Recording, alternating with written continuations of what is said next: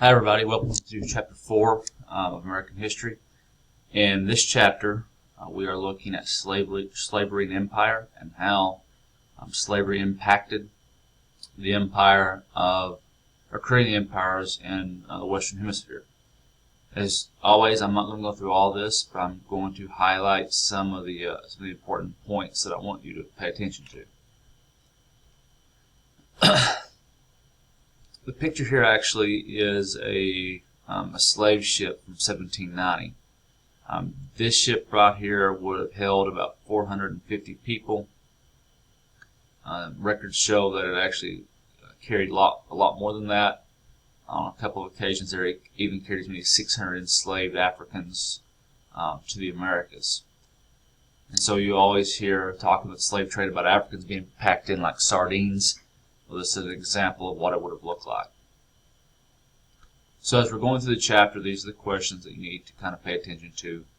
And then these three questions as well.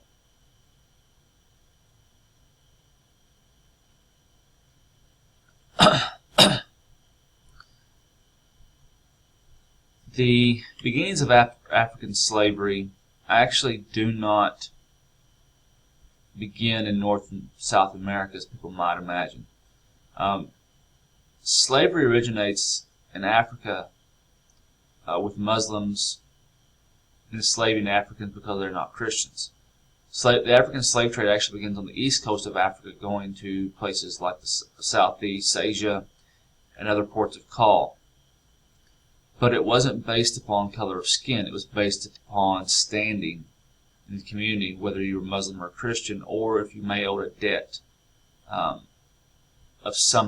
someone, and then eventually you could actually buy your way out of debt. So slavery doesn't have the moral implications it does until the Portuguese in 1441 brought slaves on the sugar plantations, simply because they were African, not because they were Christian or Muslim, because they owed a debt, but because they bought individuals to work far away from their home. Here you can kind of see what it looked like. Operating a sugar plantation on an African island. Slavery expands as sugar production expands. That's not a hard concept to grasp. I don't think as you expand your production anything, you need more workers, and so they turn to more slaves as more workers.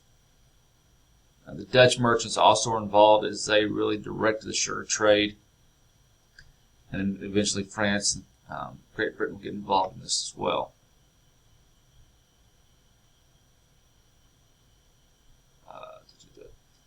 West African slaves were typically, before the arrival of Europeans, were treated as, again, it wasn't a moral issue per se. They had systems of farming, they had extensive trade networks. As you can see here from the PowerPoint, household slavery is an established institution. Slaves at the time were more like family than possessions. If a child was born to a slave, that child was free. They were not they were not born as a slave. American slavery really transforms it into what we think of it as the brutal system that it is. In Africa, slaves were, again, it may not have been for their whole lives. It may have been for a period of time. They were more, for lack of a better wording, servants in a household than they were slaves. And they had a lot more freedom than we typically think of with our own slaves here in North America and South America. Most slaves actually, when they come over to the United States or North and South America, are actually transported to the Caribbean or South America. Only 1 in 20 actually ever reached North America. Most of them are sent to the sugar plantations in Brazil and the Caribbean islands. And typically you had more men than women just because of the need for the stamina and the strength in working in the plantations. Here you can kind of see where a lot of the slaves originated from, and then also where they ended up. You can also see the imports of slaves to North America. between 1626 and 1800. Notice the large years there between 1751 and 1775. Slavery is also a global enterprise. It is dominated by the Portuguese in the 16th century, the Dutch in the 17th century, and then the English in the 17th and 18th century. Again, 90% of all those who came as slaves went to the sugar plantations.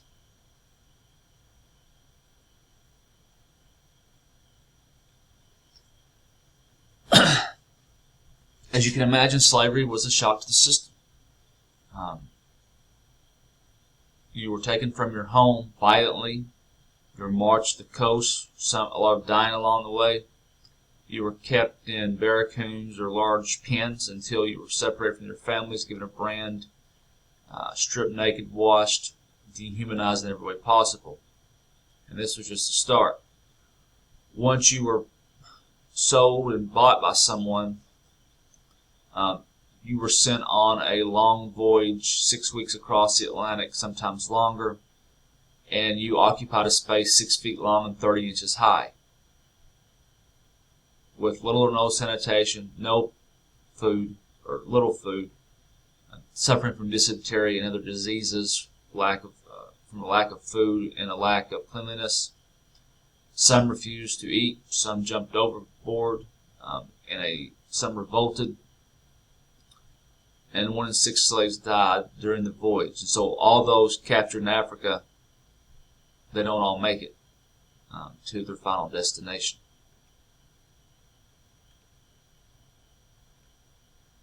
Here you see some pictures of different slave portraits.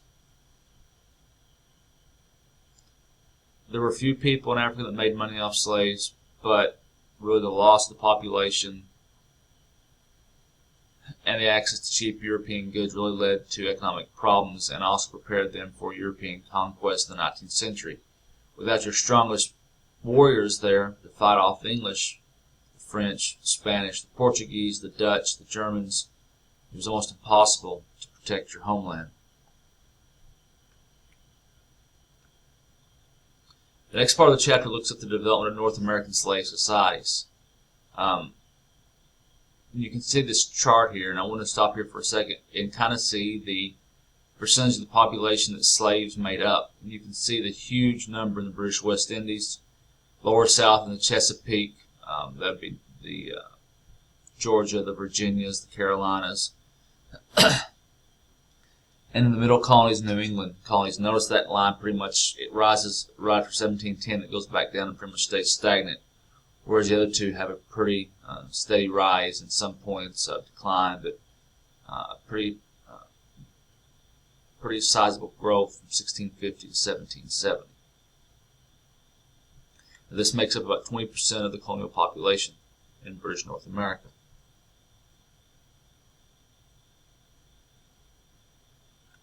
The first actual slaves in North America arrived in 1619 in Virginia, and actually by mistake. They were meant to go to the Caribbean islands. It got blown off course, and so ended up in Virginia. And this changes North American society, particularly in the English colonies, drastically. You begin to see a slight. Before this, you had saw a decline in servant immigration, people looking to come over, and they paid their way by agreeing to become servants for 7 years.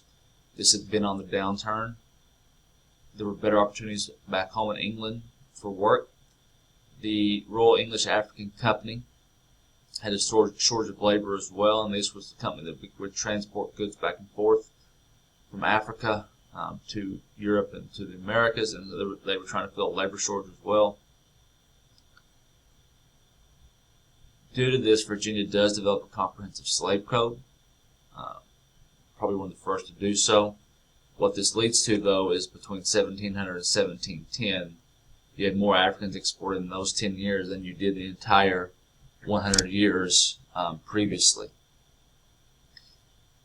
We typically think of slaves working on cotton plantations. Initially, a lot of the slaves worked on tobacco plantations. Now you can you imagine the work you see in tobacco plantations or cotton plantations, and tobacco work is much harder. Excuse me. But the same idea exists. With the introduction of slavery to tobacco colonies or tobacco plantations, as you see with cotton plantations, it allows expansion of tobacco production to increase drastically.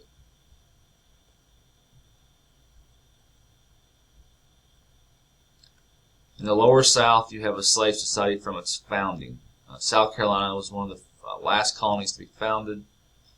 Here you have a population dominated by individuals who are involved with sugar plantation, who brought that mentality to South Carolina. They had already been a part of the slave trade, and you have the production in South Carolina of rice and indigo needing large labor forces, and so slavery dominates. Slavery is originally prohibited in Georgia. Why? Because Georgia was founded as a penal colony, and so they didn't allow slavery. But by 1770, as the page says, 80% of the coastal population of South Carolina and Georgia are African American slaves.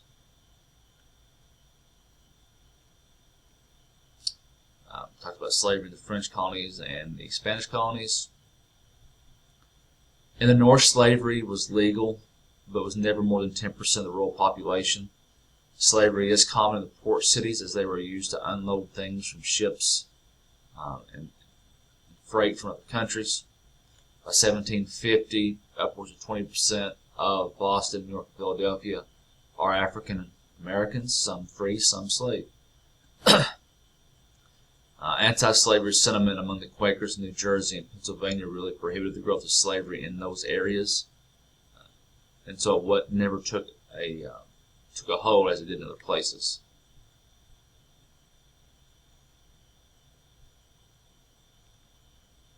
As I mentioned, Africans are a majority of the plantation on labor plantations.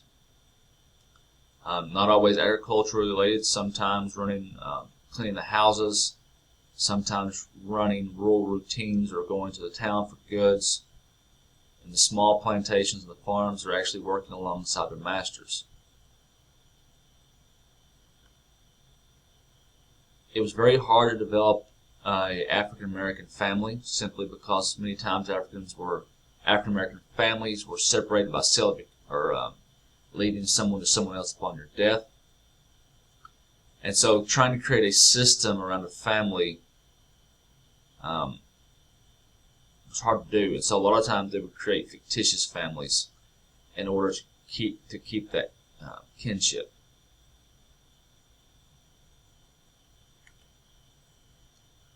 As the family grew, you begin to see the Africanization of the South. Cooking and material cultures and language and music, these things became very apparent fairly quickly. You also have those slaves who do revolt and who do protest. Stonewall, South Carolina, and New York City, they were very rarely successful, and so most slaves in North America do not revolt. Because of fear of punishment, and also it never really solved anything for them.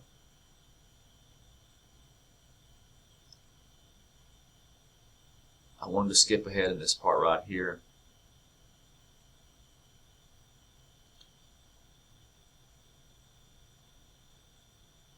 Well, the one thing about this chapter that I want you to really focus on is how slavery develops, and then also the economic impact of slavery in North America. If you take a look at those two areas, you'll be fine in prepping for the quiz, I believe. Hope you guys have a great day. I hope you enjoyed the chapter, and I'll see you next week.